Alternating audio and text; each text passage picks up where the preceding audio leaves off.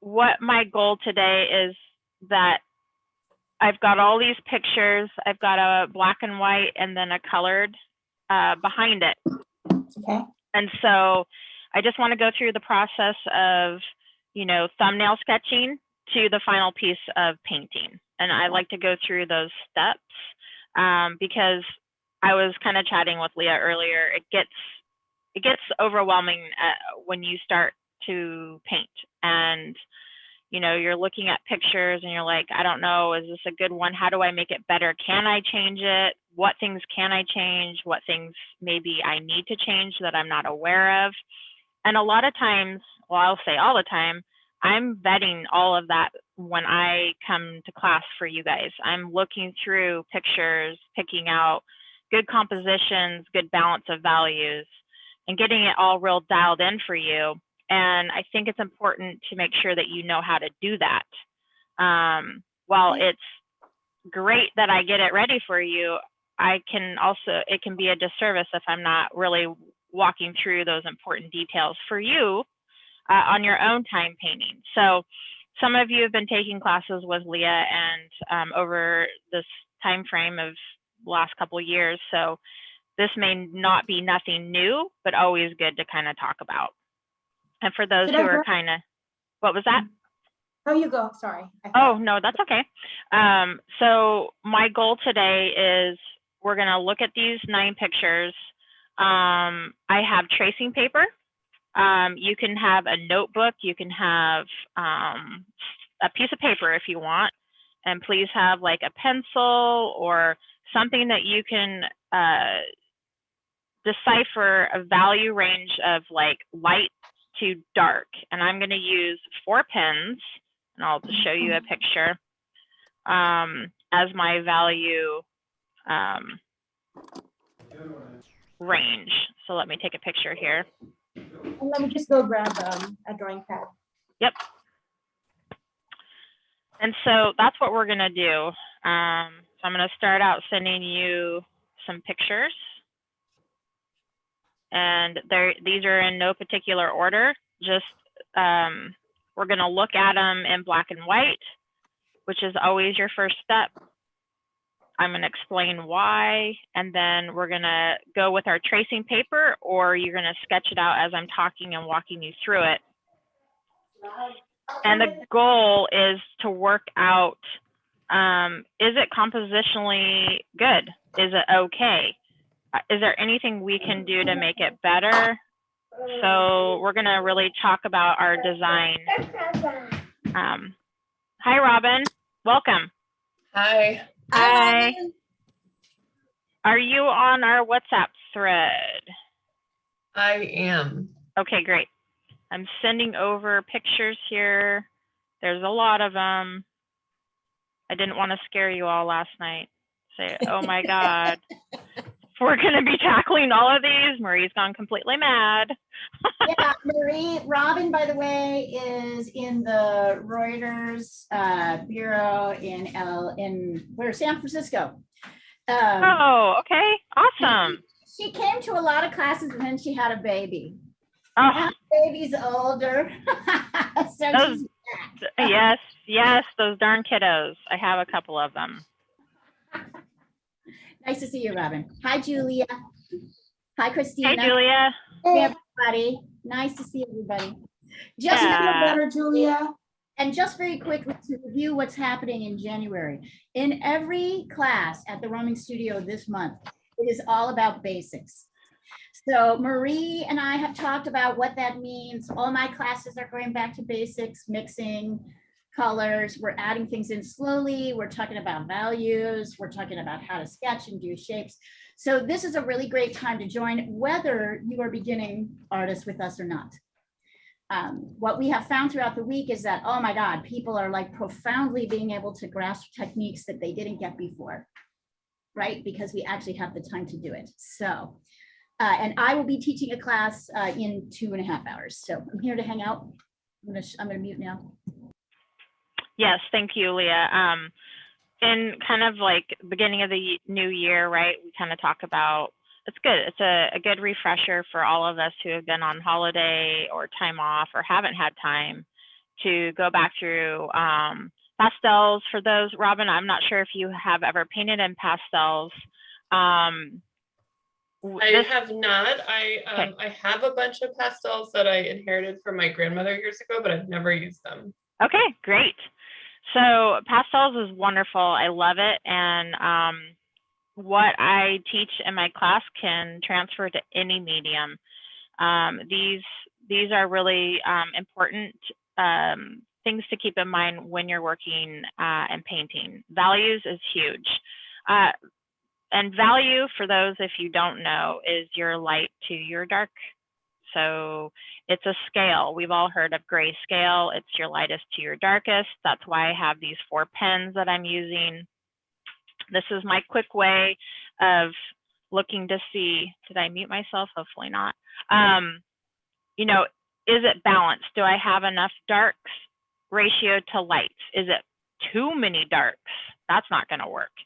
So I'm also looking at my design elements, composition. What is my story that I'm telling? You should always ask yourself that. Number one, why did I pick this picture? What's my focal point, my story? So what did I like about this picture? I often ask myself, oh, I love this. I want to paint it. Why? Your next question should be, why do you love it? So that's a leading question into then looking at the picture as a design. Okay, focal point. I love this picture. And so let's start on one. So let's start on this picture here. It's just black and white, but here's the color that I sent over. And I thought, okay, let's see if the class understands composition-wise, if it makes sense. Does it cut off the tree? Is there something that isn't looking right? It has a deer. Is the deer facing the right way or wrong way? Which, yes, there is a right or wrong way, believe it or not. So these are things that I kind of want to cover. In this picture here, I actually think design-wise, it looks. Can't see it. We can't see it. It went off again. Spotlight it. I just need to spotlight it. It is spotlighted. It's not looking. It's not. Are you sure it's not pinned? Pin it. We can't see it. The only way we can see it is if you spotlight. All right. Do that again. I think I see it. Is it the screen called Tyler's iPhone? Yeah, just double click on that. Perfect. You got it. Yeah, and then I pinned it. Okay, cool. Is that, can you see it better now? Yes. Okay, good. So in this, so what I want you guys to do is find this picture in your phone. And this is the first picture we're going to start with. So I'll just put 1. And this is our first step. This is what I do with the pictures. I immediately turn it to black and white. Why? Because I'm looking at grayscale. Colors, I don't care at this point. I'm looking, do I have a balance of darks to lights? Is something standing out at me, catching? Does it not look right? What do I need to do composition-wise? Is it making sense? Composition is meaning that there's elements in your painting that are drawing you to a focal point. So I have a piece of tracing paper. This is what I do. This is my quick, easy way. You can have a piece of paper, like I said, with charcoal, pencils, and in pastels, I start out with underpaintings, and for those who haven't painted with me before or don't know what an underpainting, you'll find out. But this is how I determine 4 colors for my underpainting. Light to dark, all in the same hue, all in the same color, okay? So this is my first step. I do this all the time. I will take my pen and I make a box around it. This is what I want you to do on your piece of paper right now. Just make a box. And right now, what the tracing paper is doing is kind of making it fuzzy so you can't see all the detail. We don't care about detail. We're just looking for shapes and value. So now I'm going to take, what is my darkest darks? It's usually upright planes like trees and mountains.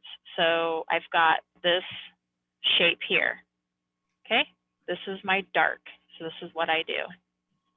My dark. Okay, well.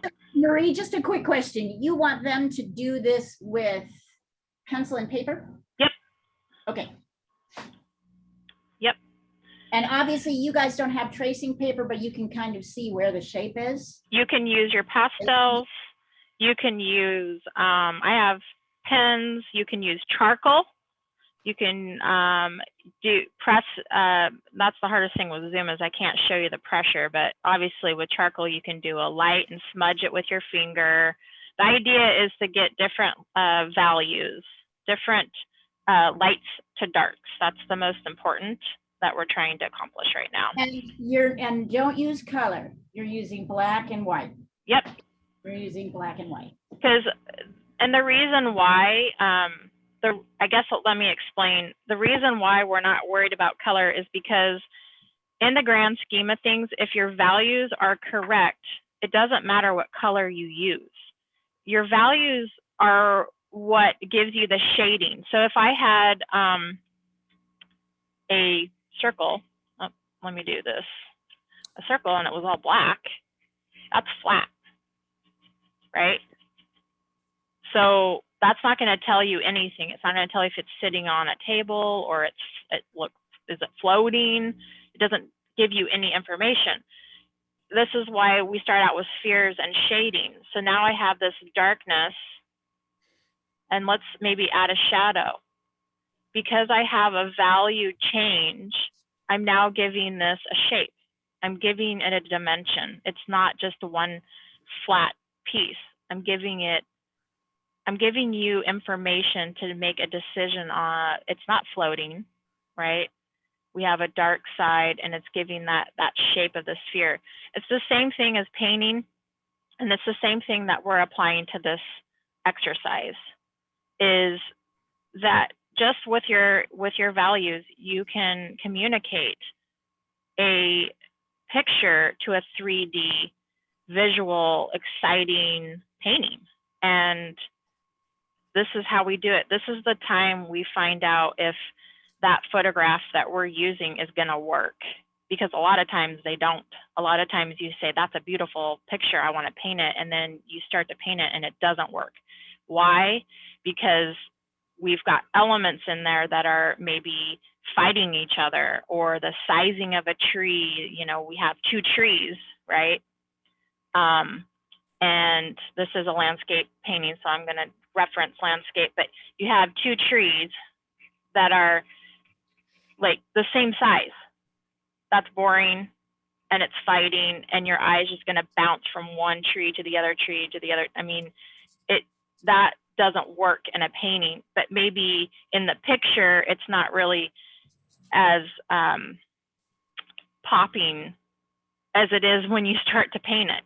So this is where we come in and correct those compositional elements that just don't make sense.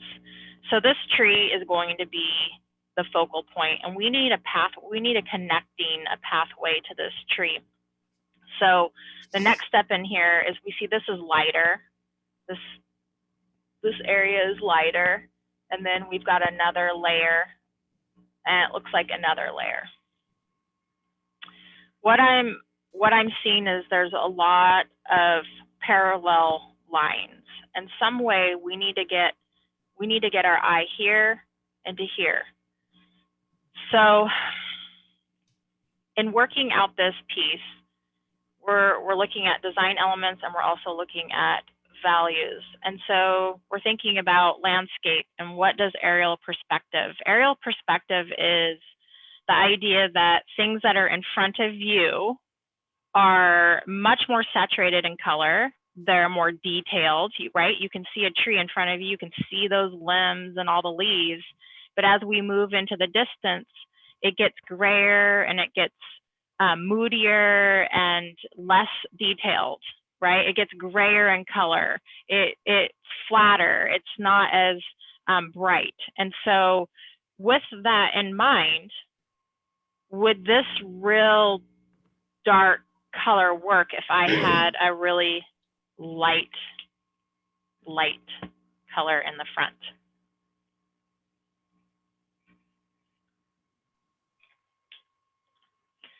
No. So in the picture, yes, it does show that it's really, really dark, but to make it believable, we need to adjust that hue, that value, excuse me. So this is where we work it out, right? In the picture, look at it, it's pretty dark. I mean, it is in shadow. It's actually the darkest mass in the picture, but we don't want it to be, we want it to recede and read well. So this is where we would work this composition out to where we can make it to where that wouldn't be as dark, not our dark number 4. We would actually make some darker elements in here with our grasses, and then make this probably a 2 on the value scale. So that's how we would approach that one. Let's go to our next one, which is this one. At what they've done, give them just a minute. Okay. Get across. Oh yeah. Give them just a minute.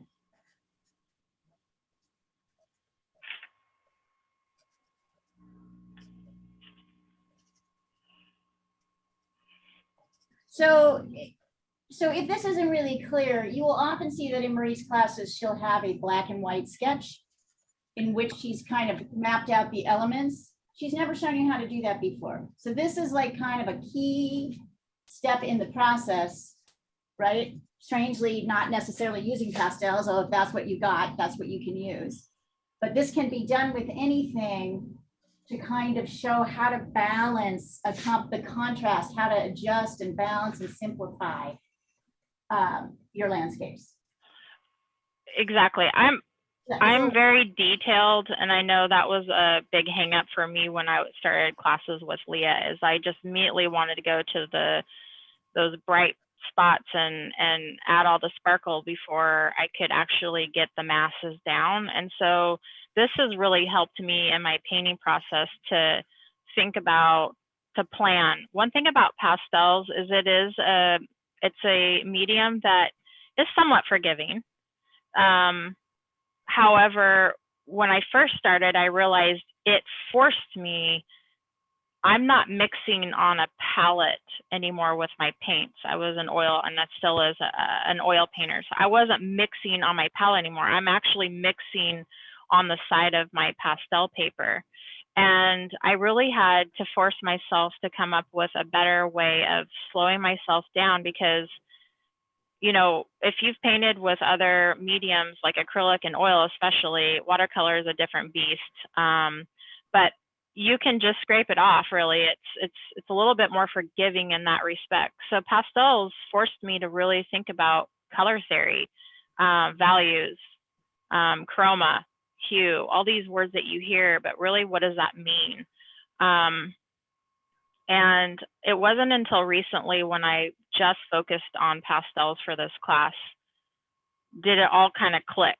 It was like, oh yeah, I really need to work this out. And so for classes with you, I've been doing this piece of it before class. And I would spend a lot of time, you guys, because there's a lot of bad pictures.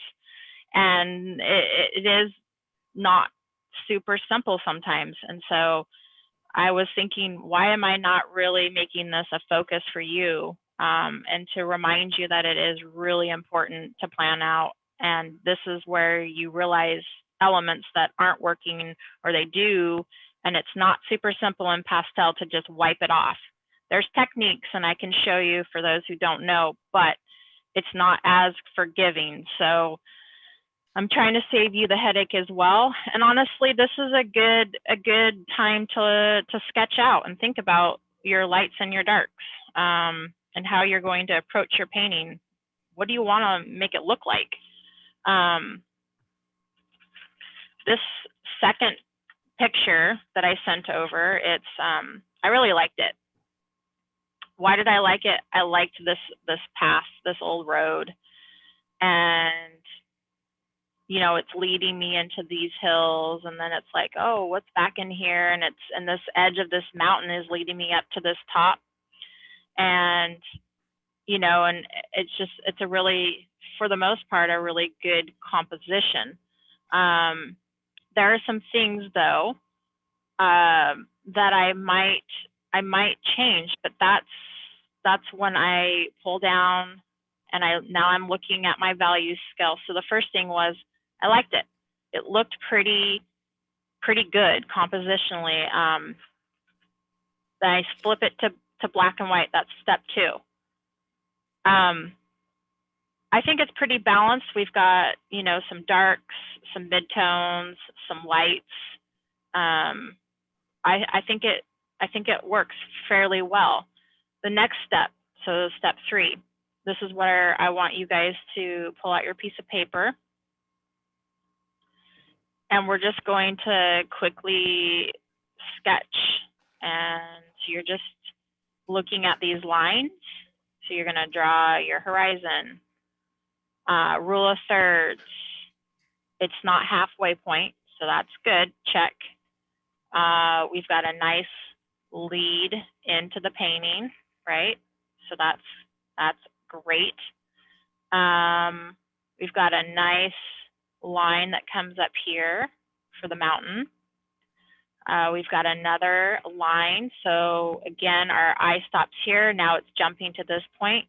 That's pretty good. It's not too much in the center. We might want to bring this down a little bit to here. Too much in the center is not the best for composition, but we could work with that. Then our eyes traveling up this mountain, and we've got another ridge, and that's good. It's going up. It's not taking our eye down. And then we've got a far hillside here. Overall, I think this all is checking our boxes. So step 3, now I like it. I say it's compositionally, it's making sense. Step 4, I need to think about values. In landscape painting, again, we're thinking aerial perspective, right? Our focal point is going to be probably right here in this intersection. And so I'm going to think about, if I were to do an underpainting, what value would I make these? Well, as we know in distance, we're going to go lighter and lighter in value. So this is probably going to be a 3, and then a 2. And these are my pens in their value range. I'm going to say a 1. And so I'll just kind of color these in, see if it shows up okay for you. So as Maria is coloring this in, I want to see you guys create some sketches. You're obviously not tracing, you're kind of guessing where things are. But I want to see you do some of these sketches and send them through the thread. So we're not going to do any more until we see a few people send their, and take your time, no rush. We just like to see what you're doing coming through the thread. Yep. And this is just planning stages. This is how I approach class every time. Every time that I'm providing a subject for you, these are the steps I go through. And really you should too, for any medium that you're using. This is step 3, and I've decided that the composition's working, and now I'm just looking at values. Yes, I am paying attention to what the black and white is telling me, but I'm also applying my knowledge, and this is where you're going to start learning, okay, and this picture does a really good job. This is lighter in value than this. This is lighter in value than this. So if we were to paint this darker and then a mid-tone and then a light, it's going to read distance. It's actually really, really nice to show you. But if we were to look at the picture next to it, this one, look at that. It's almost all the same value. But when you look at it in color, whoa, it reads okay. So that's going to be an interesting one to talk about. So I just want to show you that what we see in a picture isn't necessarily what's going on. So we kind of have to think about it, right? That's why going out and painting outside is so important.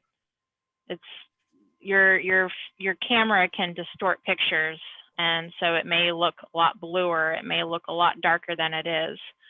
So, but for beginning purposes, this is our process. That will come with time. And then with this lower foreground, I would probably keep this lighter as we see the pathway, right? And then I would probably make, so that would be my 1, and then I would probably make this a 2, you know. And I do sometimes when I started beginning, I made it numbers like that so I would know what the heck I was doing, just to remind myself. So those are the 3 steps I've gone through with you. I found the picture I liked. Step 2 was turn it to black and white. Look to see if those values are making sense. And then I sketch it out. The sketching part is so crucial. You're gonna see if lines aren't making sense, or maybe what you thought in the picture looked and read right and it didn't when you drew it. So I'm hearing my Nice, phone. Robin, looking really great. That's wonderful. Yeah, really perfect. nice. Great job. Yeah. And So, look at how quickly, I just want to jump in here and say, yeah. look at how quickly you have a feeling of a landscape with distance just by getting these simple dark and light shapes right. Yep. Medium and light shapes right. Look at how simple it is. It is, if you can't get this, you're not going to be able to, every painting, every drawing starts with this.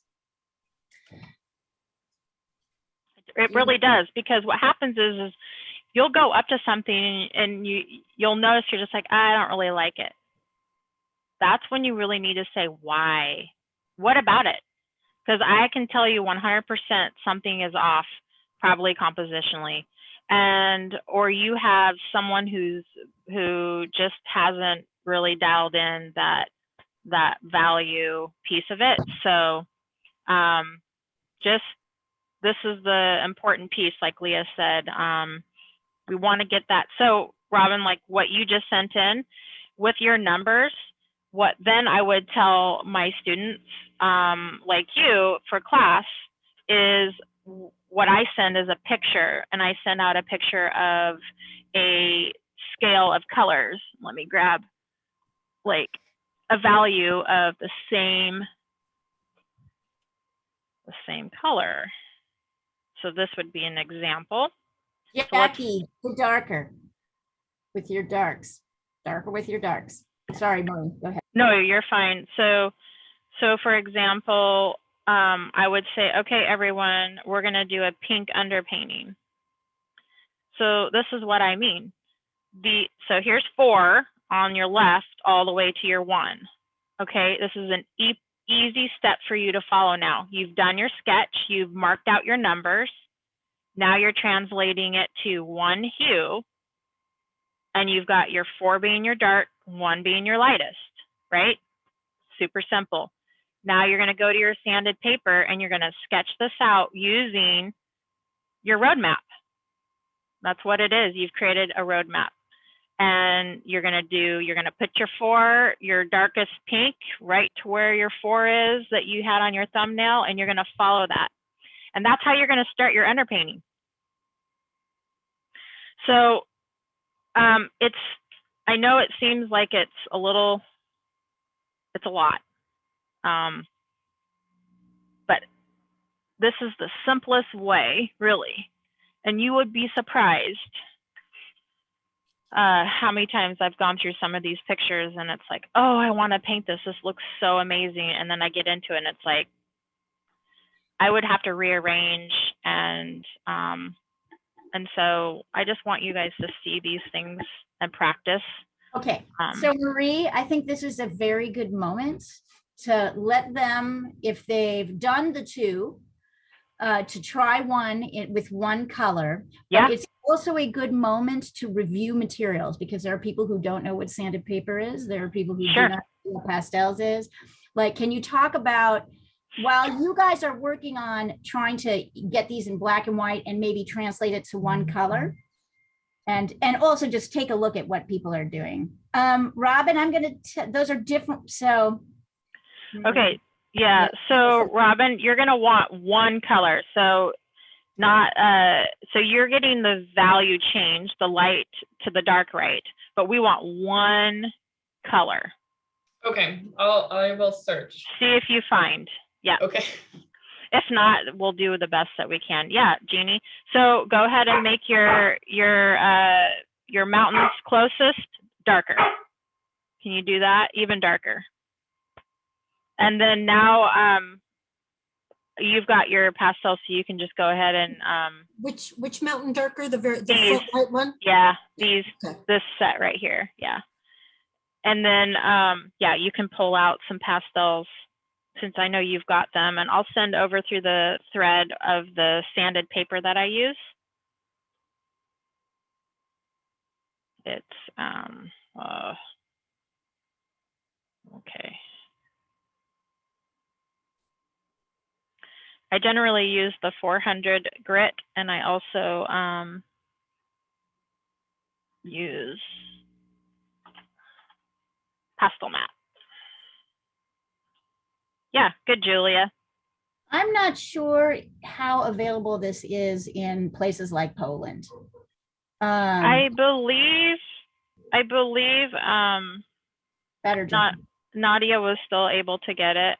Okay. I think great. it sometimes takes time, and they have to go through the UK Amazon if they can order. Okay.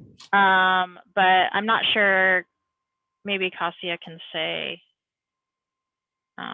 Well, she won't know because she hasn't ordered it yet. But, Okay. but definitely be aware that maybe if these materials aren't available, you should let us know. Show us what you have. Let's see if it's similar. You can go ahead and share what you've got. Yep. And I'm going to show you a, this is a box of new pastels. I call them hard pastels. They come in stick form, longer stick forms. I highly suggest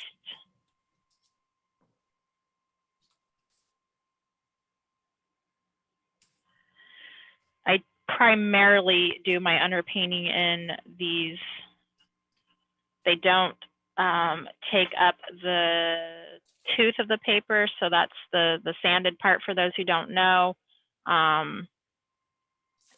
And 400 grade is nice. You can use mineral spirits, water. It can take a beating. I love it. The only downside is sometimes it kind of curls. I haven't tried La Carte, and it's Lux Archival, I think it is. And supposedly that doesn't curl like the UArt paper. So that's something I might invest in. I haven't yet. Because UArt does kind of curl when you get it wet on the sides and it won't lay flat. Like you can see in this picture of one that I have, and it drives me nuts. It just like, it curls. And so see how it sits like, and it can be annoying. So that's just a personal preference for me. But for those who have your pastels, go ahead and get out like what I just showed you, the 4 the range in 4 values, same color, and go ahead and take some sanded paper out if you have it, and let's sketch that mountain scene using your thumbnail.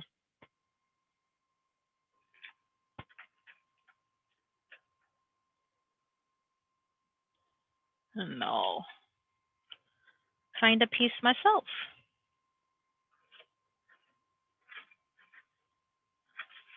In my stash.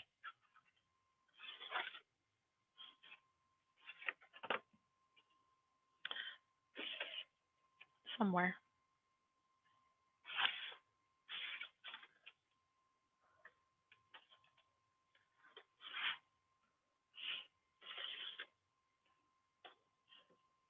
And this is another must-have, I feel, for Pastels. Any artist is having a, actually, that's okay, Robin. I think that you're still within the same color family. So go ahead. What kind of pastels do you have? Okay. Yeah. So. So they're really disorganized. That's why I'm struggling as to find. Oh, you're fine. No worries. Mine are a mess. They don't look to be oil. Are they? They say soft pastel.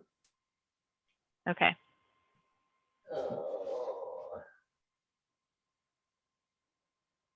Are soft pastels a different thing? Those are yeah, that's a really good brand. No, those Soft pastels is the right description. What you don't want is oil pastel. Soft, it just got to be chalky and not like a crayon. That yeah, looks great. yeah. The oil pastels, no go. Okay, they don't say oil pastels. They No. just say soft pastels, extra fine, soft. Yep, those look perfect. Okay, and then what is there a color that you recommend I try to find 4 of? I think what you have pulled out, if you've got those, let's just work with them. And that's fine. I mean, unless you've got, you can look through there and, you know, find a range of pinks if you want, or a range of blues. It doesn't really matter. It's entirely up to you, at least in the same color, you know, light to dark. So if you could find 4 values within the same color.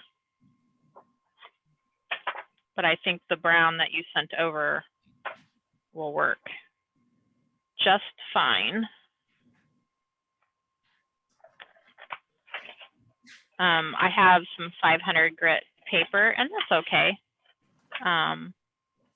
The higher the number of grit, the softer it is. It's not as toothy. It's not as rough. And so you'll kind of find out what kind of painter you are if you don't know yet. For like you, Robin, you're kind of new to this. I'm heavy-handed. Yeah, that's perfect, Jeannie. Yeah, great. So that's probably why I like to use the four. Awesome, but can you send it to the pastel class? Which one? She sent it. Wait, you know what? I'm going to hand it over. There. Nope. Here, hold on. Yeah, let me send it over. I'll do it right now. You just keep going, Christina. I gotcha. There we go. I just forwarded it. Oh, okay. Sorry about that. Yeah. That happens. That's okay. Good, Cassia. So let's, if you have pastels, let's go ahead and grab a few sticks and send them over what you have pulled out. I need 4 values from light to dark in the same color if you have them.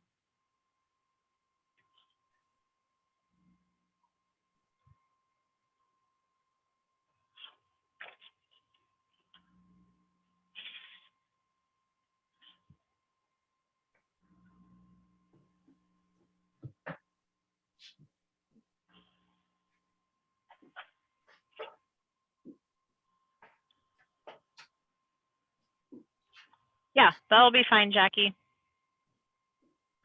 I'd probably not use your dark blue or take one off either end, either your dark or your light. Yeah, perfect, Julia.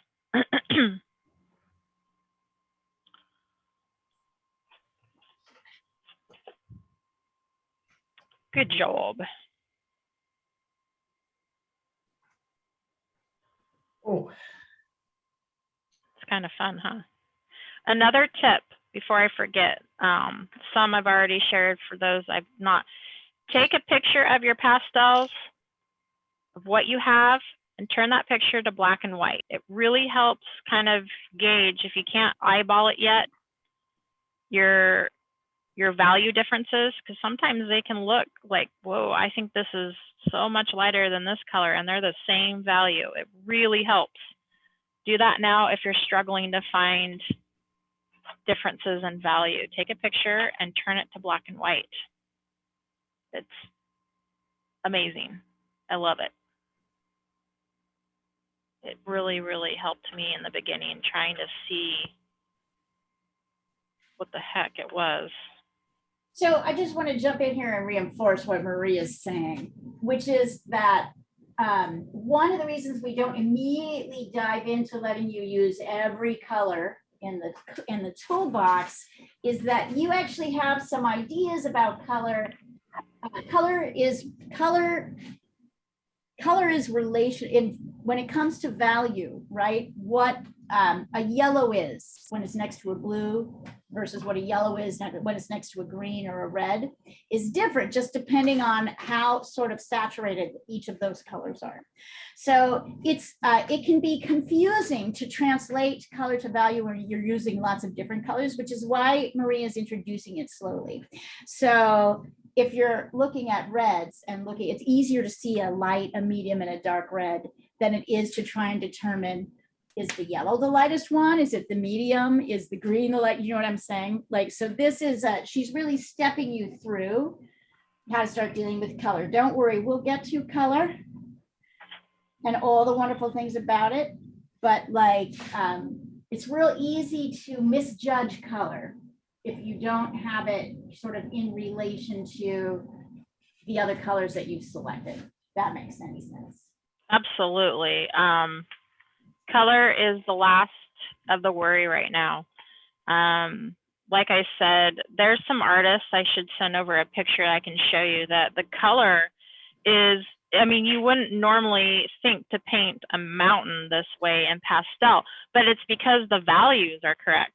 So you can do whatever color you want. Yeah, good job, Christina. That's fine. If that's black at the top, I would avoid the black if you've got like a dark brown or a dark purple.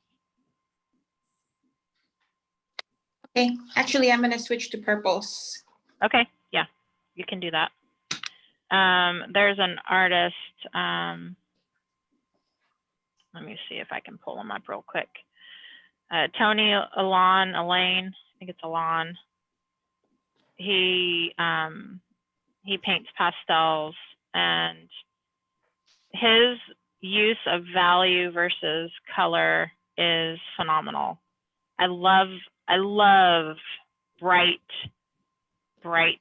color. It's just something I'm drawn to. I love color. So his style is very appealing to me. For some, it may not be as appealing, but what he does is phenomenal. He's got the values down, and you wouldn't ever think, and I'm just trying to find pictures. I know I have them here to show you what I'm talking about. And let's see, because it's so fun to look at his work. And he's a pastelist, and you can YouTube him as well. He has quite the following, but it's just so beautiful. Let me see. Okay. So here we go. Oh, this might not be.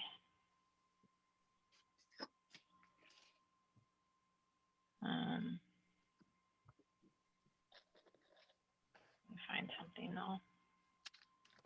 Tony.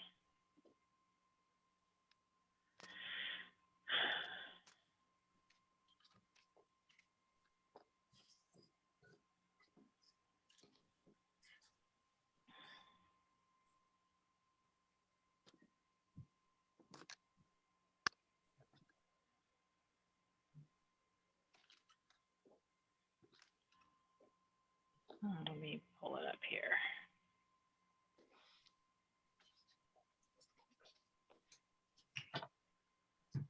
So here's one. Oh, wow. Nice. So look at that red. Mhm. Here's another, and this is all use of value, how he's choosing colors that maybe you wouldn't necessarily reach for, but it reads well because the value is correct. This one, Christina, for you using purple. Look at his mountain, Very nice. right? Mhm. And so he's using the correct values to make it read right. And so that's the intention I'm trying to provide, is color obviously is important because it makes it beautiful, but it won't be beautiful. It won't look like anything if we don't have the right values, the lights and the darks to make it read. It gives it dimension. So I'm it's going to turn this into a black and white so you guys can see how this reads as a value study, his painting. yeah, Bennett, I'll do that. Yeah. Unless you have it already. yeah, I do. Okay, so I sent a couple different varieties of blues. Do either of those work? I think the first one I sent had maybe too much green in the lighter two. And then I found more blues. You sent it over already? Oh, I see it. Yeah, that's fine. The dark to the mid, and then that one next to the mid might be a little too close in value. Turn it to black and white and see. Turn it to black and white and see what it looks like. Okay. It might be too close. I think it looks too close, but you might Yeah, want to go you're right. a little bit lighter. Yep.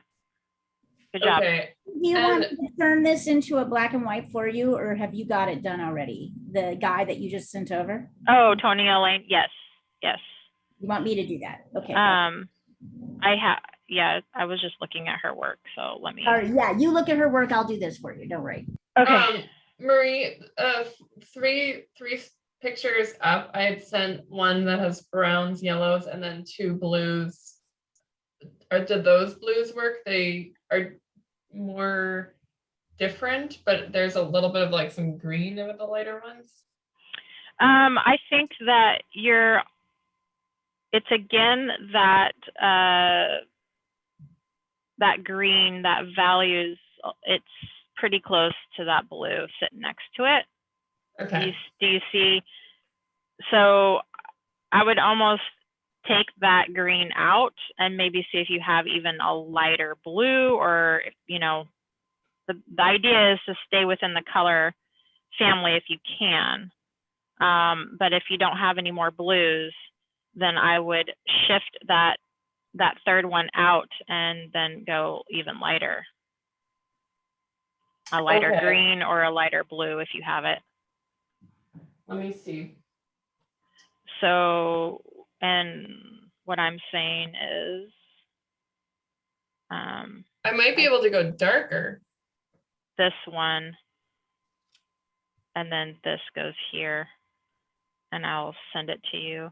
So what I'm saying is this, I would take that middle one out, and I would shift your one at the end into that spot. And I'd go another value shade lighter. Okay, let me see if I can see what you can find. Yep. Oh, this is good. How's everyone doing with your sketching with your sticks?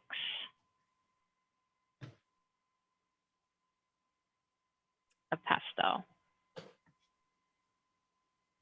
Actually, taking advantage of the opportunity to sort my pastels to see what I Yeah. Good, Jeannie. Yeah.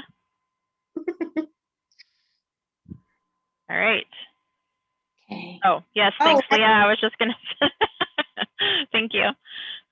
Let me do Yeah. that. So, I mean, you can see with the black and white, and look at that red against the purple and the blue from Tony's work.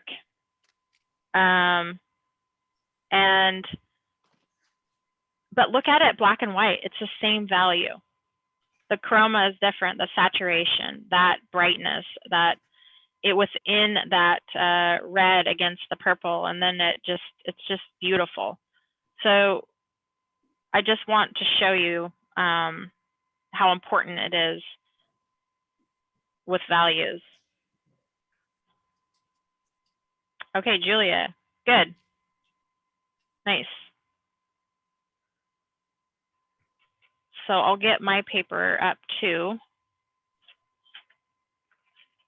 Were you able to find something, Robin? Maybe. Let me Okay, send you this. that's good, Cassia. Is it Cassia? Is that how you say it? Cassia? I want to.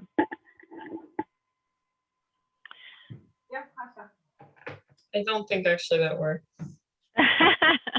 That's okay. So for your blending, so in this next step, so once we go through, just to recap, as you guys are sketching out your picture, so the next step is you've selected your sticks for your underpainting, and now I'm having you sketch on your sanded paper. And usually this is how we start our class, is we're sketching out on our sanded paper.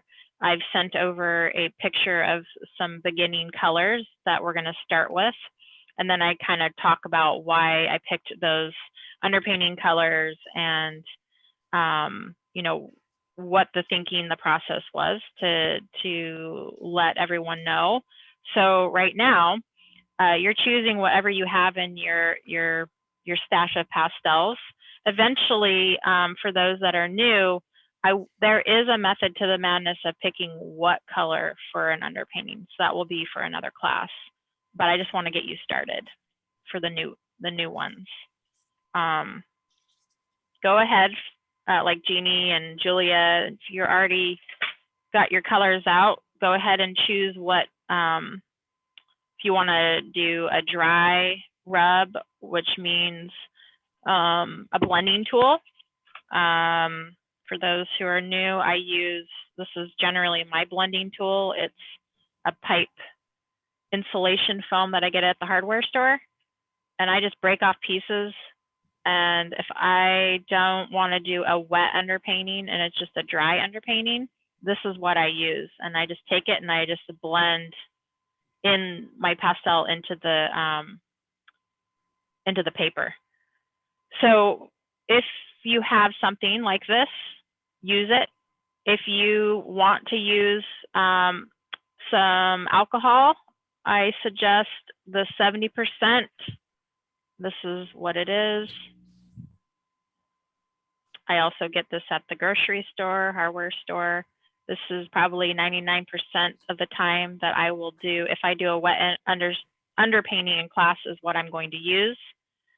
I empty it into a little container once my underpainting has been put on, and I will show you what I'm going to do. But and then I use a container like this little lovely yogurt jar. Works perfect. And I apply it to the pastel to start my underpainting. So I'm going to show you how to do that with a wet underpainting. Robin, if you don't have that, that's okay. You can use your finger if you want to blend it in. It's entirely up to you. Okay, cool. I sent some reds this time. I'm sorry, I'm all over the place trying to organize these. Oh, you're fine. I'm throwing a lot at you for those who are new to this. These are awesome. You're organizing, you're getting to organize your pastels. Yeah. You're looking at the colors that you've got. You're looking at values. Trust me, this is exactly what should be happening right now. Yep.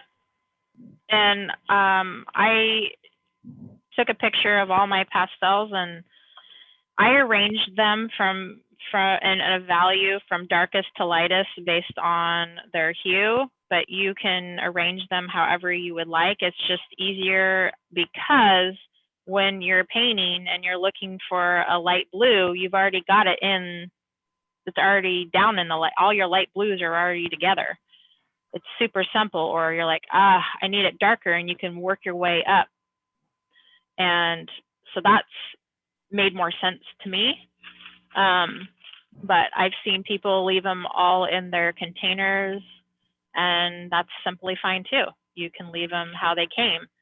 I do suggest taking those wrappers off, Robin, though. And because you're gonna find that using them in the smaller stick, I break them in half. They just get too long, and they're too hard to move around when they're too long like that. So Okay. get this. And did my 5 options for reds, did those work? I feel like number 2 and 3 are very similar, but maybe I could eliminate one of those. I think those would be fine. Yeah. Okay, great. Yeah. And I'm going to demonstrate as well. Get this up here. Hopefully you can see it okay.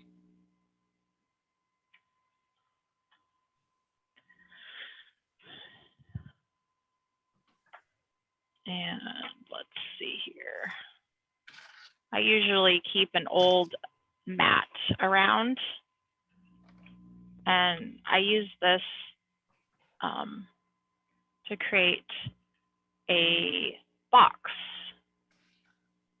It helps me keep my eye and doesn't wander as much, and it helps me keep the right proportion. This is just me. I'm just using an old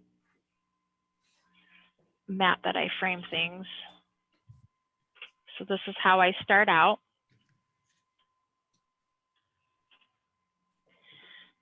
All of this edge around this box that I drew is where I'm going to test my colors. So when you're painting with acrylics or oil or even watercolor, you have a place where you can mix your colors. This is where I'm going to be testing.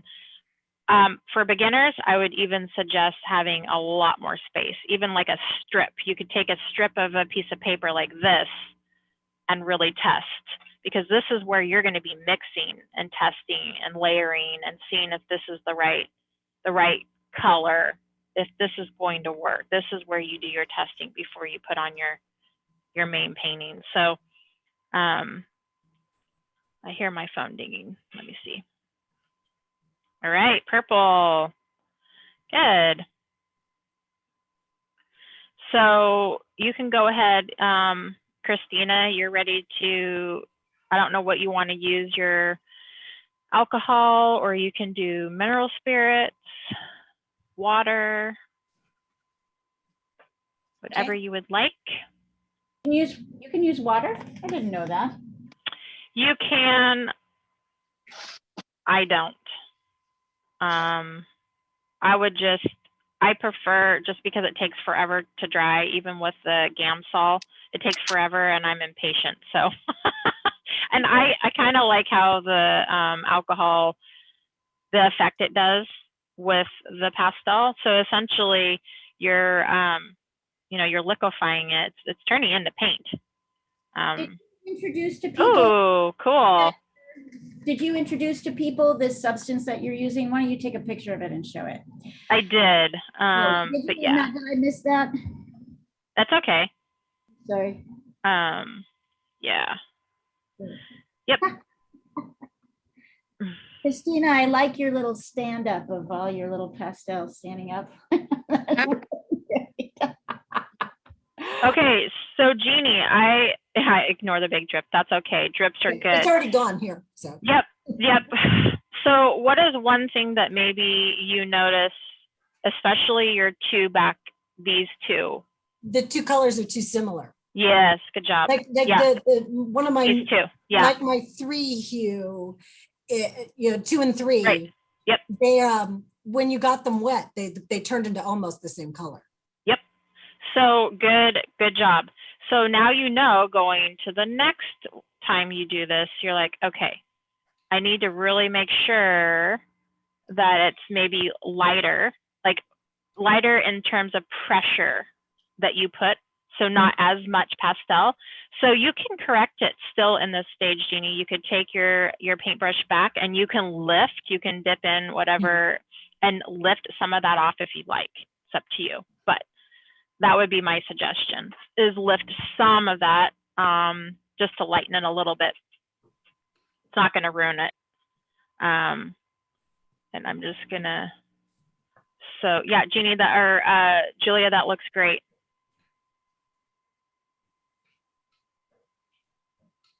So I'm just gonna test, I'm just testing.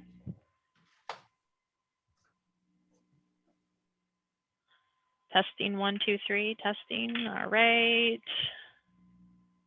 I haven't painted for a while. I've been painting in oil. I kind of miss I'm missing my pastels. I usually try to paint at least once a day. By It's the really, way, absolutely primo advice you're getting right now, as Marie's talking through this process. I don't think we usually get this deep into it, do we, Marie? we don't, because like I said, I try to get through all of these decision-making processes before, but I think it's important because you really do need to be able to figure this out. And if you just show up and me telling you what colors to pick, I feel like that's going to be a little bit of a disservice, because you need to know why I chose those colors, at least in my perspective. It may not be your choice, and that's okay, but landscape painting, it's very important. It's an important process. You need to really show those values, because it's just going to look flat if you don't. One thing, and it's funny, I do instinctively pick up things and realize, oh, I should probably explain this. I have a dark blue new pastel stick that I generally start to sketch with. Why? It's just what I do. You don't have to. Sometimes it helps get those shapes for me in sketching, like I did with this thumbnail. And I take this, so I've got my thumbnail, and I'm not even looking at my fancy dancy colored picture yet. I'm still thumbnail mode. Okay. So let me cut this, because I don't care about details for those who are still working out this piece. This is how I start. I'm like, okay, super simple, right? I've got it all laid out, just the shapes. That's all I care about right now. Let me see. Good, Robin. So one thing for you is you're going to do just one. So your dark, these mountains right here are going to be just one color, and then this mountain, one color. Even though maybe there's a little bit of a little hill in here, we're not going to worry about that too much. We just want the big shapes. So, so where you see the red and the pink, let me just draw it so you can see what I'm talking about. Right here, I would make it all one and not on the left side. Yeah, okay, got it. I wouldn't worry about, that's a little too detailed right now, right? We just want the big shapes. Okay. So and you know, you're looking at values correctly. We just want to even go as more simplified. Okay, should I do it again? And also, I guess I'm not painting. I'm not ready to do that. But if I were, would I do this differently with or do you still sort of? You can still use what you have here. It's not ruined by any means. But what I want you to understand is that you don't have to get too detailed even within the 4 colors that you chose. Okay. And I know that's hard, and that's why you're going to go off your thumbnail and you're just going to say, see, this is just number 3. So you're going to paint this all number 3. And so I'm going to show you, this is my number 1 color. This is my number 2, 3, 4. So when I mark out my numbers on here, this is my map. I've already got it all worked out now. And now I'm just, okay, 1's here, 2's here, 3's here. You see what I mean? Uh-huh. So I'm going to just. What Marie is talking about, I just want to emphasize the point, such a good point, Marie. What she's talking about, it's way harder to simplify than it is to go into detail. Detail is kind of distracting. It's very important to learn kind of what are the most, the biggest dark and light shapes in any composition. And it's really hard not to focus on the detail. So if it's feeling challenging, that's because it's actually harder than it seems to be able to simplify. So I mean, exactly, because you now know, you see that you don't even have that barn, right? You don't even have that barn in, and it's there, but we've blocked it out. We don't care about it right now, to be quite honest. It's an element we're going to add at the end. There's even another structure, another barn on the other side. We've got some trees. And so as we move through and add those design elements, the first part is to just get our big shapes in. And so in order to get your brain to not focus on the detail, that's why we're just simplifying right now with values. We're getting our brain to pay attention to just shapes. And it's very hard to turn your brain off sometimes with those.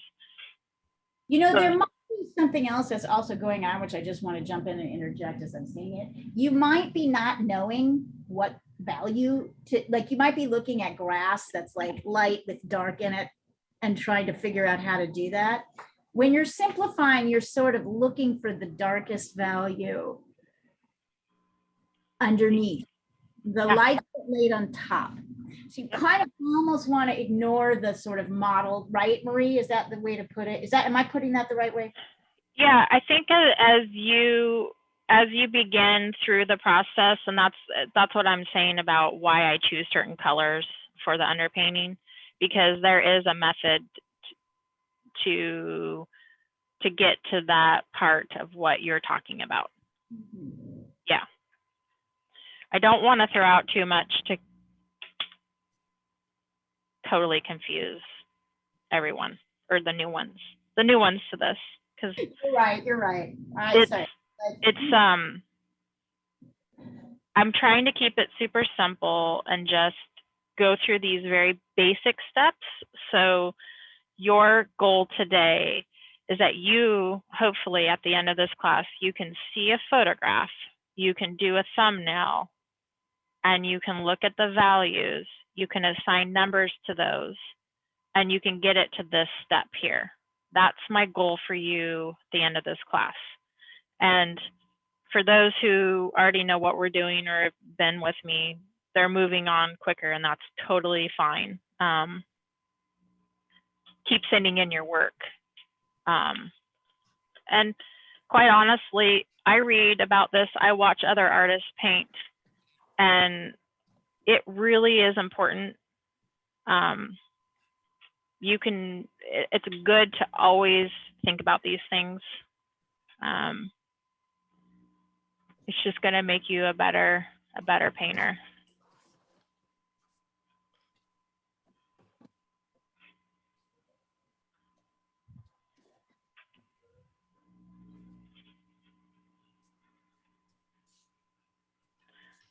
And this is, super simple.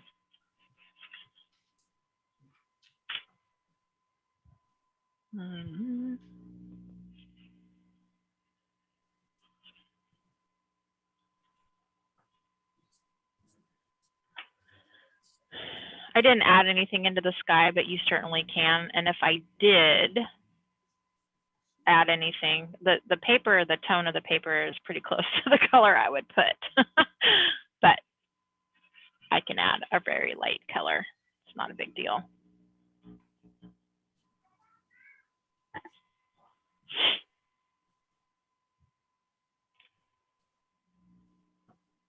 So 4 is the darkest dark. I could probably add a little bit down into the base here if I wanted to, like I was saying, but this is going above and beyond what I'm trying to show today. So I just want you to keep it simple. I'm going to do the alcohol wash, and I'll show you about how much I put in there. I use an old brush. The sanded paper will eat up your brushes. So this is about how much I use. Not a whole lot. Maybe, I don't know, ½ inch. And I've varied on the types of brushes, flat brushes, angled brushes. I've got fan brushes. I don't know. I just experiment. It's kind of fun. And so the next step for those who are learning is this actually turns this pastel into paint, because it's paint. The pastel is pigment, and I'm just painting like I would normally. Starting with the lightest colors because I want to keep my alcohol as clean as possible. So, and I'm just coming down, not worried about detail.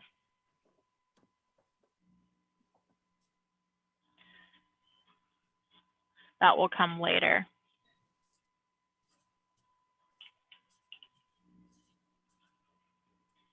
And if it drips, I'm okay with it. Some people have turned their paintings upside down to not have the drips, but that's a personal preference. Look how basic this is. Nothing spectacular. What we're doing is essentially toning our paper. We're getting it ready. It's creating our roadmap so we know where to go, what to do. This is an opportunity for you to say, okay, I want to put in a tree here, and you could have sketched in a tree and say, I don't want to forget about that. You know, that's something I want to add and keep in my painting. That is an option. But for today, we're just going to keep it very, very simple.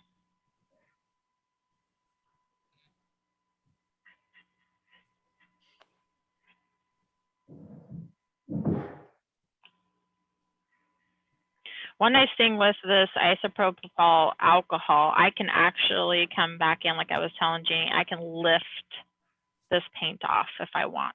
You know, if I realized it was just not working and it's still wet, I can lift it and just say, this is not, like, I need to add more of this peach in the back. And so I'm How do you coming lift in. it? What do you do to lift it? You take some of that alcohol, you wet it, and then you come in and you push harder and you just drag it and it will lift off. Okay. And you can just drag and lift. And did you say you could also use mineral spirits? You can use Gamsol. Okay. Or turpentine.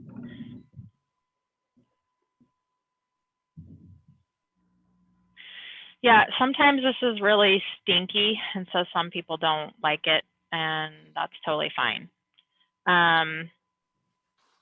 So at this stage, I'll send in a picture. It's pretty basic, right? Pretty simple. And you're on pastel paper right now. This is sanded paper, yeah. Yep. Sanded paper. And I sent through the thread.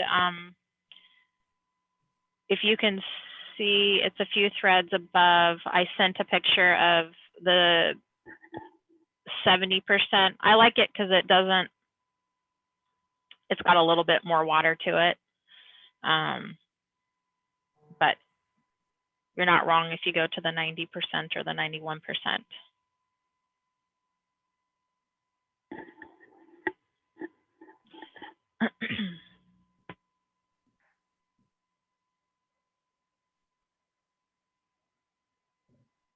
Yeah. Marie, Yeah. when you're doing the underpaint, right, should it be like a really light amount of pigment so that you don't fill the tooth too fast? I tend to overfill. So I Yes. starts with my underpainting. Yes, yes. So the best thing to do is just very light touch. This is a 500 grit, so I already know in my mind 500 grit's not going to be as toothy. It's not going to be able to let me layer as much pastel. So that's why I encourage to start out with the hard pastel. So you were right, Christina. Like, try to start out with the hard pastels because it doesn't have as much pigment and it's just less. And so our goal is to lay out big shapes. Our goal is not to fill up the tooth of paper and to create this beginning stage of our painting. That's our goal with an underpainting. And I'll cover later about the next step of how to choose colors for our underpainting, because that is very important as well. But for today's class, try to use your new pastels. I sent it in a thread. I can resend it. This is a 24 set. I mean, the more, the better. Pastels, we get a little crazed.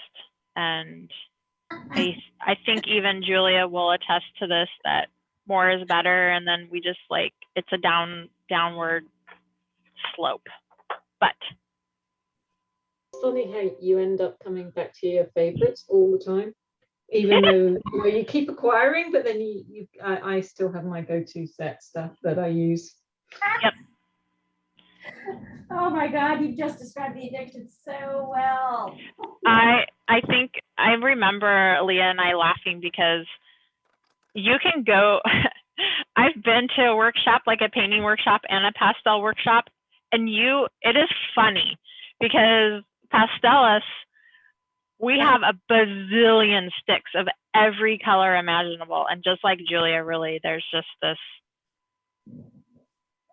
there's your go-to sticks, and you really don't need thousands of them. But you learn as you go, as you build your sticks, your color palette, you start realizing, like what Julia said, you kind of start picking out and going to what works. So, ooh, Jackie's going for green. And you never have the right color anyway. The difference between, and this is a good point to jump into the difference between pastels and everything else and paint. So pastels and paint start the same. They start with, pastels are not, they're drawing implements, but you're drawing with paint. You're drawing with paint pigment, which is mixed with a certain thing to create this chalky substance. If you go to oil and acrylic painting, even watercolor, I have about 12 colors upon which I mix everything. Right? There's maybe 12. I mean, I have maybe ultimately I have a more expanded palette than that. I might have 25 colors that I use and then different colors. But in reality, all in paint, you're constantly mixing the colors you want. In pastels, your colors are pre-mixed in a way. So you need more because you can't, you're going to mix them and layer them, but like, you need more pastels because the color is already kind of blended, mixed for you. Yeah, I mean, it's true, like what Leah said. I think that it's really important if you've worked in other mediums, when you work in pastel, it's going to help you. Why? Because it's important to know, okay, if I take, you know, a burnt sienna and a ultramarine blue, you need to know those colors. What do they do? Are they warm? Are they cool? If you mix them together, does it get darker? Is it lighter? With pastels, you're not necessarily mixing on a palette to get to your color. You're like reaching for the sticks, but really you can mix. That's the whole point. You know, we are mixing over here on our side to say, okay, I need this lighter, and how am I going to make it duller? Well, if I have a yellow, what's his complementary color?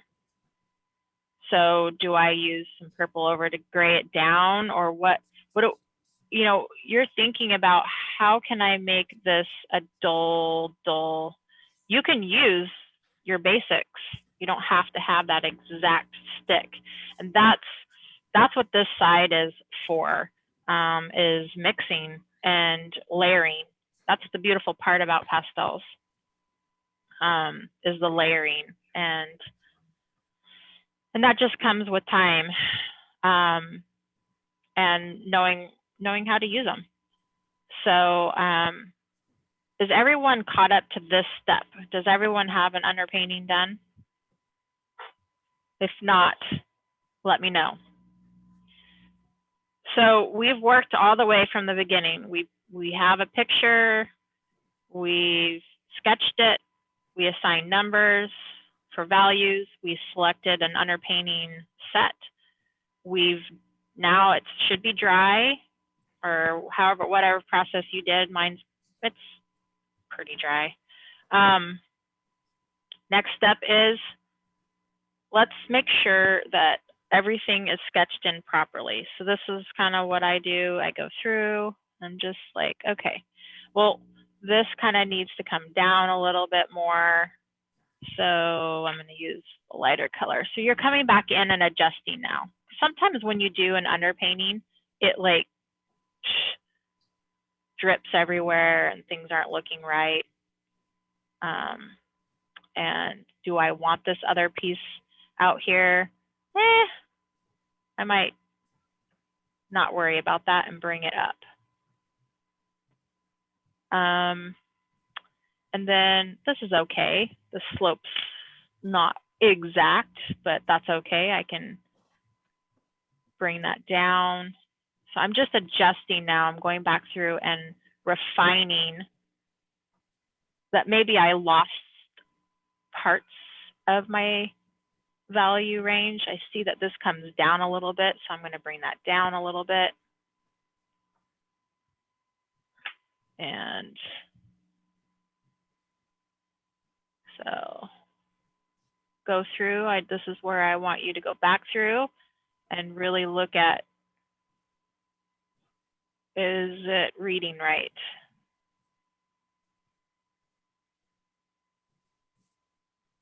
And adjust. You'll hear her say this term a lot, read. Does it read correctly? I mean, we know that like the first definition of read is about reading text, but there's a way to see, does a painting read? And what she's meaning is a nice balance of light and dark elements. Is the horizon line kind of below or above the center line? Does it start to look like the thing that you're trying to draw? You can see that Marie already, it's beautiful already, even at this phase. Even if she did nothing else, it's already reading as far away mountains, close in hills. So that's what we mean by that. It's a kind of a specific term. Yep. So this is the part where now I'm redefining my lines, making sure my mountain is looking how I want it. Any decisions, elements that I want to take out or change, this is where I'm going to do it. Now I've decided I'm going to add in some of these trees. I'm just coming in with my dark color that I use, my number 4, because this is an upright plane. Trees generally are darker on the value. And I'm just adding them in very light, indicating some trees. We are not worried about leaves, just that they're here. And we've got some more distant trees and more distant trees. I'm not going to worry about those because those are in the distance. But these, when I add more detail to these versus these, what does that tell you or the reader? That this is going to be pushed back and this comes forward. So that is why I'm not adding those trees in the distance right now. It would compete. Ooh, I love it. Fun.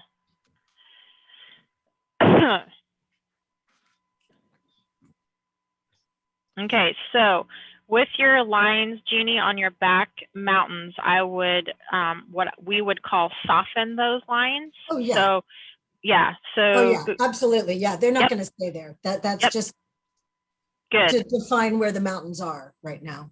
Good. So one thing that I'm noticing, and I did it without even really trying, and this is just because I've been doing this for a while. See this section right here? Let me get a really bright color so you can see it. Do you see this mountain that's coming all the way across? What it's doing is it's creating a visual barrier to our road. It's actually cutting off. And this is important. We actually, at this point, don't want to put this hillside all the way across because we want to get our eye here. And when it comes to this line, it's just going to be like, and stop. I know that seems strange, but it will. So what we want to do is we're gonna take this hillside and come in front. We're gonna not add this continuation, and then we're gonna have this hillside come up. So what we're doing is we're taking the eye this way, and then we're going this way, right? So this is a compositional element coming up here, and then we're gonna create these clouds, and these clouds are gonna come back this way. We're gonna angle down, and it's gonna create this, keeping our eye within the painting. That's our goal. I did it here, is what I'm saying. I didn't take that line all the way across. So I already knew instinctively that I didn't want to put that in.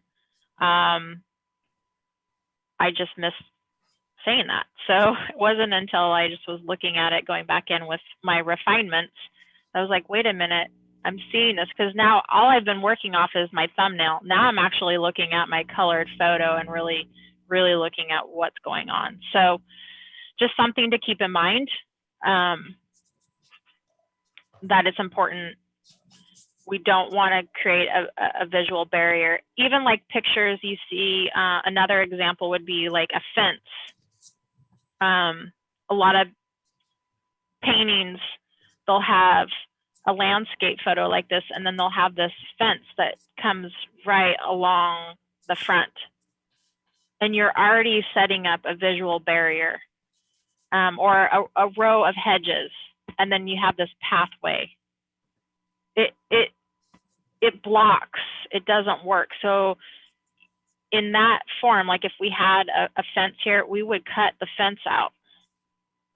We would cut it out. We'd either take it completely out, or we would create a hole in the fence so it leads the eye through the painting. That goes with even a mountain. So, does anyone have any questions?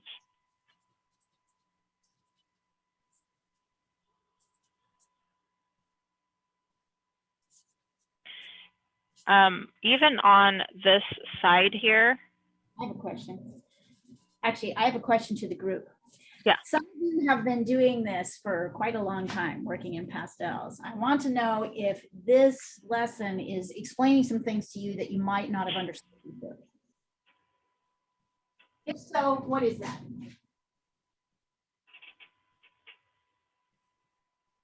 Yeah, I mean, I don't know if it's explaining something new, but it's definitely reiterating some important points for me. What, can you say what? Just being like more aware of the tone, like even that, you know, that those two tones were too close to each other. You know, that's really important to look for. Yeah, good. The sort of the almost mindfulness of it, like the planning. It's very tempting just to jump in, isn't it? And just kind of get your sticks out and you know, draw, but actually really thinking about it. And I think when I first joined class a year ago, I did a little bit more of the kind of the thumbnails, and I've got a bit lazy. So this is really good. This is really good. I know. I'm in the same boat, Julie. Well, and here's the thing: you've progressed because all of this is very instinctual now for you. You just quickly see things, and you think, I've got it all worked out in my mind, and I can just jump right in. But it really is important to do the thumbnails. Take the time, because this is when you find out elements that don't work, and it forces you to really plan. A lot of artists, you know, well-known artists, they'll do mini color studies, they'll do lots of sketches, they'll do all different ways to crop. Sometimes maybe they decide that they just want to focus on this barn. I mean, it might be a good class to learn about how we can take one picture and then we can zoom in and crop different aspects and create a painting out of it, right? So you don't know what works until you do that. And so it's really important to take the time and lay it out, because I'll tell you from experience, I've gotten into numerous paintings and I thought, what the heck? This isn't even looking right. Now I've I feel like I've wasted all this time, and, you know, and it's not wasteful time. It's just, I didn't use my time wisely. And if I can teach you anything, that doing these sketches, like that little book I sent through, and it can be any type of notepad, I don't care. I take it with me everywhere, but these are little sketches that I do, you can see. And I work it out in my mind, like, is that gonna work? Sometimes they do, sometimes they don't. I mean, sometimes I start. Those are amazing. Can you send some pictures? Just Oh, so they sure. Sure. And sometimes I get into it and I think, oh, this is terrible. This is not going to be a good painting. And it's really important to take the time.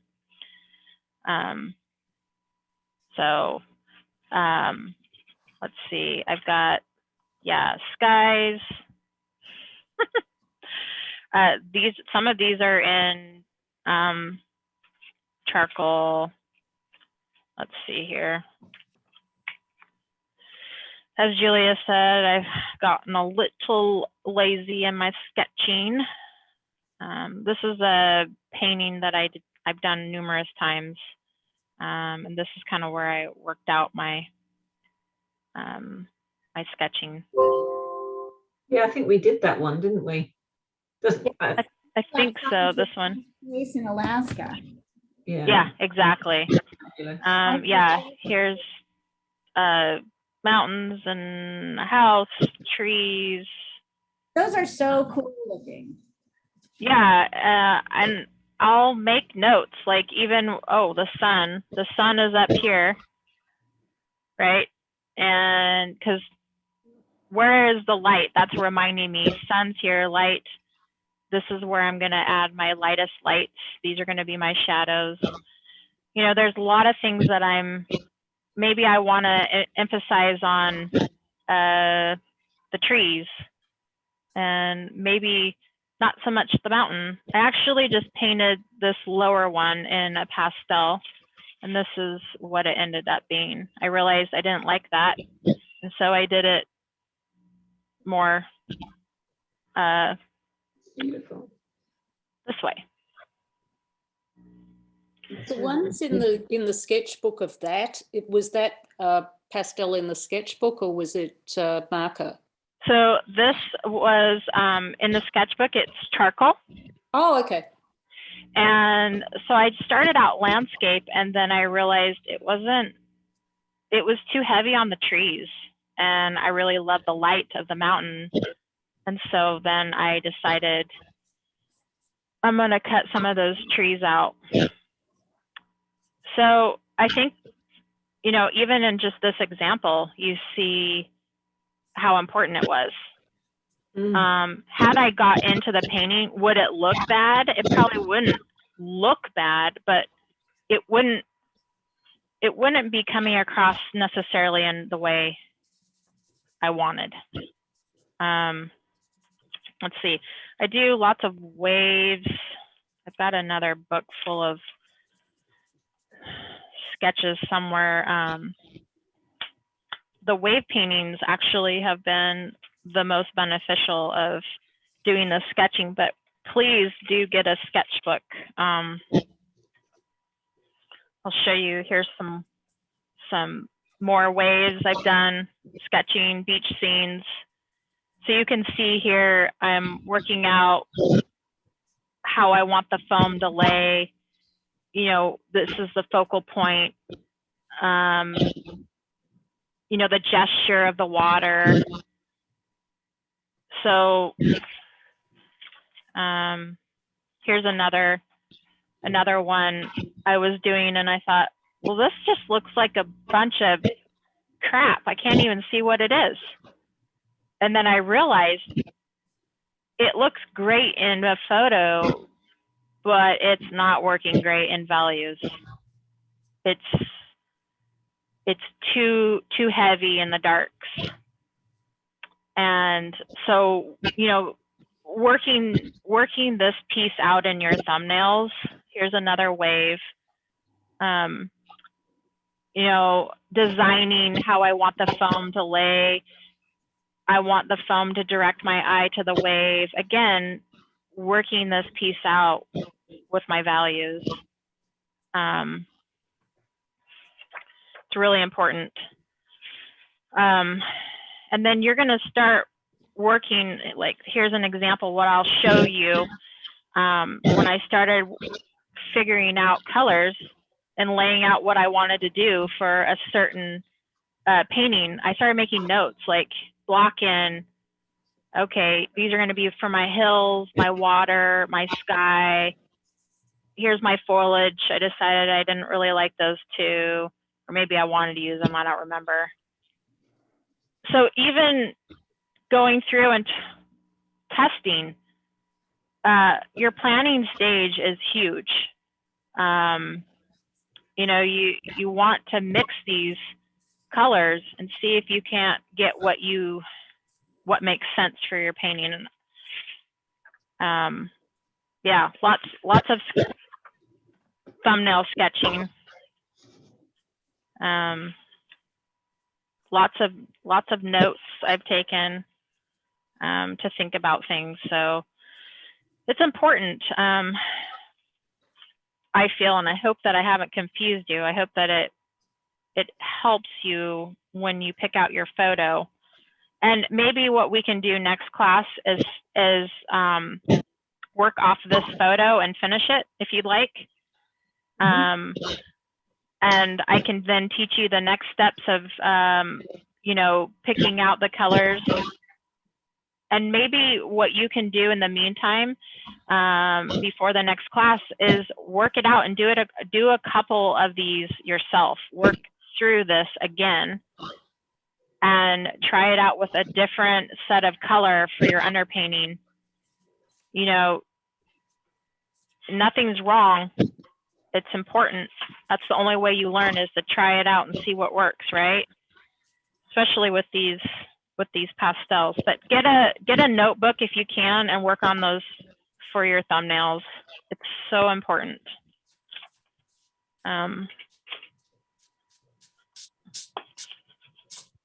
But I think that's kind of what I feel like we should do the next classes. work on finishing this. And then I'll talk about picking out some colors, and as we're moving through this, what's important and we're going to leave out, and why. Does that sound good? Sounds That great. sounds great. I think that would be helpful for me. Okay. I sent some more pictures through the thread at the beginning of class, and those would be really, really great for you to go through and look at. There's one in particular, this one. Can you see it? It's the tree. Mhm. This one, I chose it specifically because there's a lot going on in this one that needs fixed. I don't know if I made that worse on you or kind of as bright, isn't it? To work on this composition. There's a lot in this that needs to be fixed. I can see probably, I'd say at least 3 things. So maybe that could be something you guys could work on today if you'd like, just for fun, if you have time after class. See what you would do differently. Can I quickly ask just materials for next week? When you say 500 grit paper, can you explain that more? Is that 500 series paper? I'm just looking at like the Dick Blick website. What should I be looking for? So right here, it says 400 grade, 500 grade. It'll say 600 grade. That's what I use, is generally the 400. It's UArt. UArt. Okay, got it. And is it called pastel paper, or is it just described in the grade? Yeah, and it's Sanded pastel paper. Sanded pastel paper. Okay. Oh, I see some on Dick Blick. And you said you wanted 500. Sorry, which one? 400. 400. Okay, I see that here. And then I need either alcohol or mineral spirits. I actually have a ton of mineral spirits in the garage, so maybe I'll use that. That's perfect. And then what kind of brush would you recommend? You can use any brush. You can use an angled brush. You can use anything that you don't mind getting destroyed. And it can be a cheap, because the sanded paper will eat your bristles. So I just have designated some old brushes. I kind of like my angled brush that you can see here, but it's up to you. I would suggest, so find like an old brush. Yeah, you don't want to do a 1 inch. So you're looking at, this is a number, I'm going to say 6. Yeah, it's a 6 for size. Which is less than 1 inch. And so this is a 6 angled brush. You can do an 8. So these are, you can even go up to a 10 flat. So see, it says 10 right here.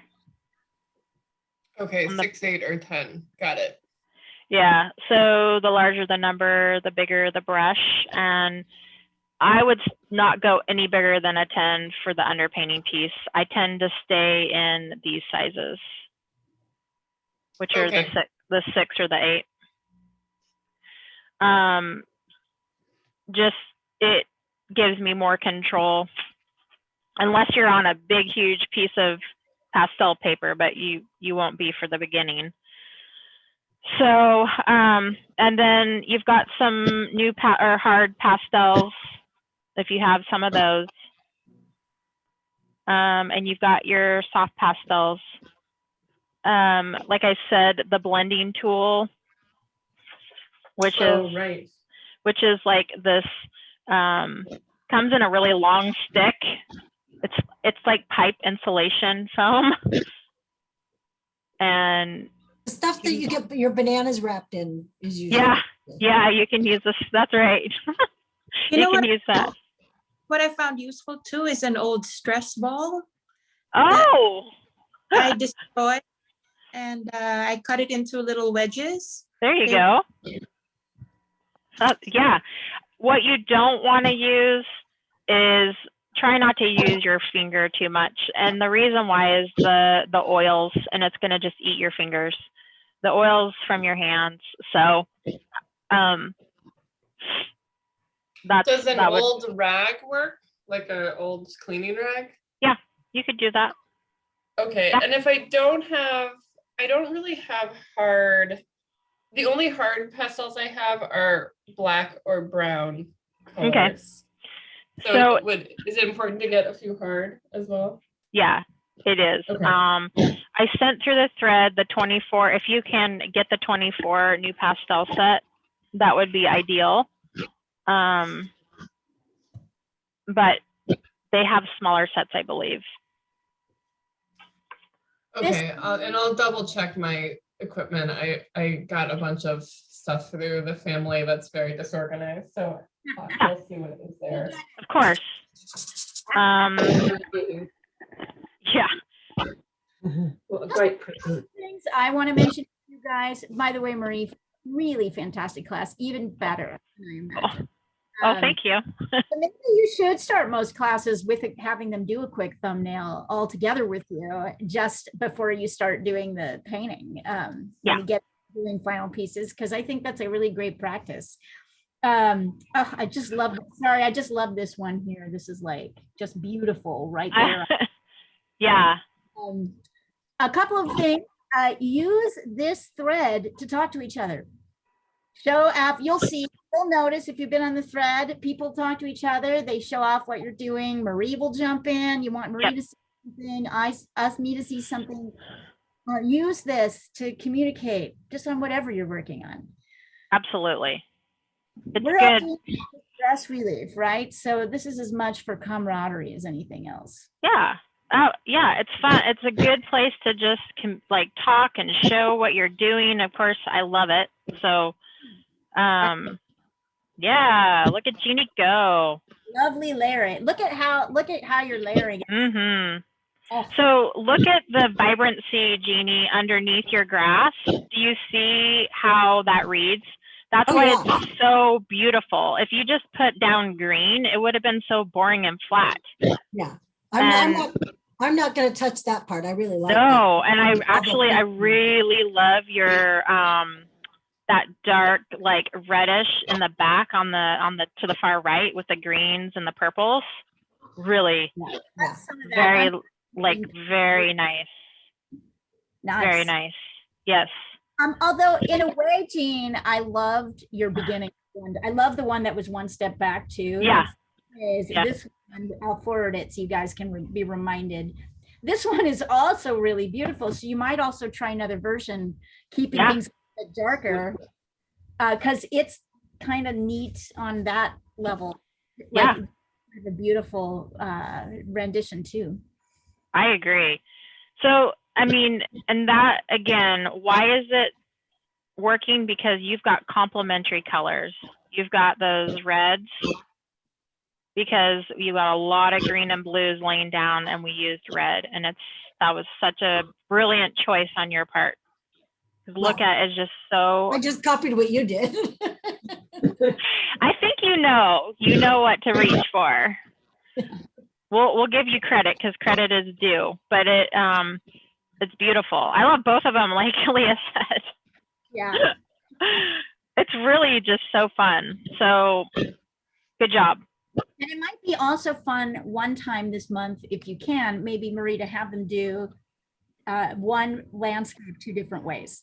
So in the simplified form, I don't know if we can manage to fit that, but that might be a really fun thing to do before you start getting into more complex stuff. Actually, what would be really good exercise for everyone is to do the same picture but different color. So like you do one value in green, one value in red, one in blue.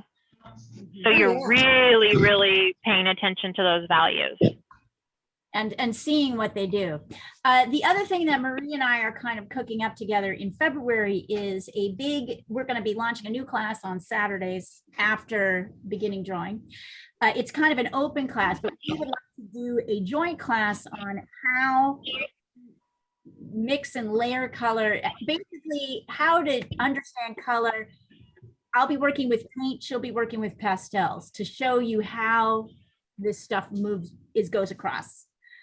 So we haven't exactly came up with the details. We might do a painting together. I'll do it in paint, she'll do it in pastel, or I don't know exactly what we're going to do yet, but we're going to talk to you about, demonstrate how this ideas of color and mixing kind of move across the board, how they're the same, how they're different.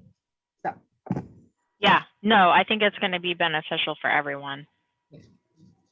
Everyone, including myself. This is all good, you guys. Talking about it, thinking about it. Like Julia said, we got to get our sketchbooks back out. Take the time. Good job. I'm so excited. You guys all did wonderful today. So good job. So did you, Marie. Great job. All right, so for those of you who want to, I have a oil and acrylic painting class starting in about half an hour. That I'm going to be demoing an oil, although you are welcome to use acrylic paint. We are going to be working on mixing grays. So we're going to be doing a grayscale painting where we mix our own grays using simple shapes. So if you're interested in jumping into that, go for it. Welcome. Great to see you. And I'll see you guys later so I can start getting prepped for that. Thank you, Marie. Great Thank work. you. And if you guys have any questions, Robin, Casey, if you have any more questions, just send them through the thread and or anyone, and I'm more than happy to help you. So, and we'll see you next class. Bye, everyone. Have a good week. Thank you. Thank you you. so much. All right. Bye. Bye.